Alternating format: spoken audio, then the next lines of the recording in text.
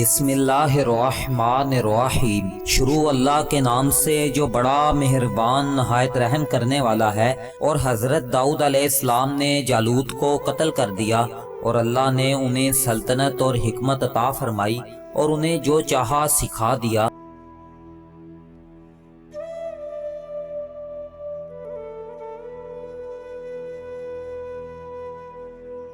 جب طالوت بنی اسرائیل کے بادشاہ بن گئے تو آپ نے بنی اسرائیل کو جہاد کے لیے تیار کیا، اور ایک کافر بادشاہ جالوت سے جنگ کرنے کے لیے اپنی فوج کو لے کر میدان جنگ میں نکلے۔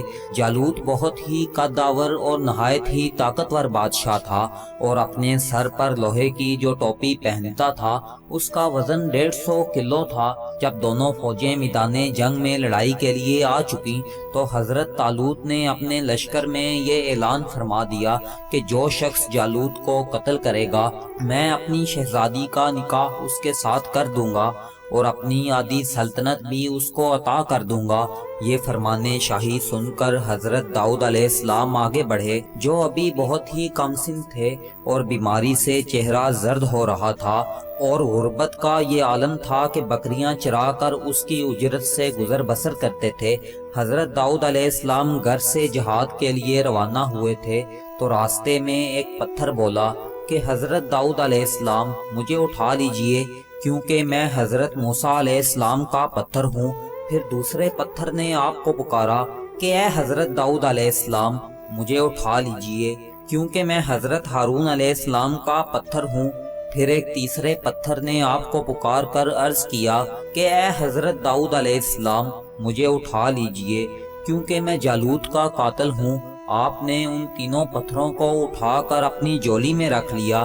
جب جنگ شروع ہوئی تو حضرت داؤد علیہ السلام صفوں سے آگے بڑھے، اور جب جالوت پر آپ کی نظر پڑی تو آپ نے ان تینوں پتھروں کو بسم اللہ پڑھ کر جالوت کے اوپر پھینکا، اور یہ تینوں پتھر جا کر جالوت کی ناک اور کھوپڑی پر لگے، اور اس کے بیجے کو پاش پاش کر کے سر کے پیچھے سے نکل کر 30 جالوتیوں کو لگے، اور سب کے سب مقتول ہو کر گر پڑے۔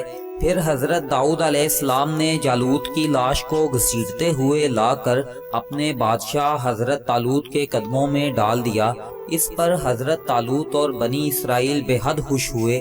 جالوت کے قتل ہو جانے سے اس کا لشکر بھاگ نکلا، اور حضرت طالوت کو فتح مبین ہو گئی، اور اپنے اعلان کے مطابق حضرت طالوت نے حضرت داؤد علیہ السلام کے ساتھ اپنی شہزادی کا نکاح کر دیا، اور اپنی آدھی سلطنت کا ان کو سلطان بنا دیا۔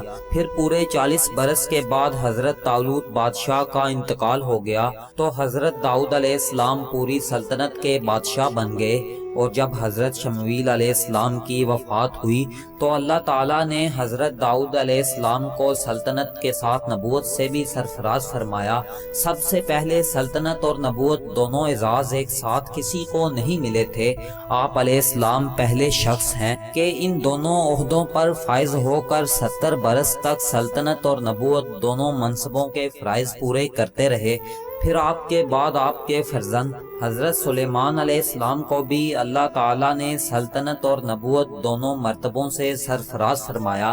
حضرت داؤد علیہ السلام باوجود یہ کہ ایک عظیم سلطنت کے بادشاہ تھے، مگر ساری عمر وہ اپنے ہاتھ کی دستکاری کی کمائی سے اپنی گزر بسر کا سامان کرتے رہے۔ اللہ تعالیٰ نے آپ کو یہ معجزہ عطا فرما دیا تھا کہ آپ علیہ السلام لوہے کو ہاتھ میں لیتے تو وہ موم کی طرح نرم ہو جایا کرتا تھا، اور آپ علیہ السلام اس سے زرہیں بنایا کرتے تھے اور ان کو فروخت کر کے اس رقم کو اپنا ذریعہ معاش بنائے ہوئے تھے۔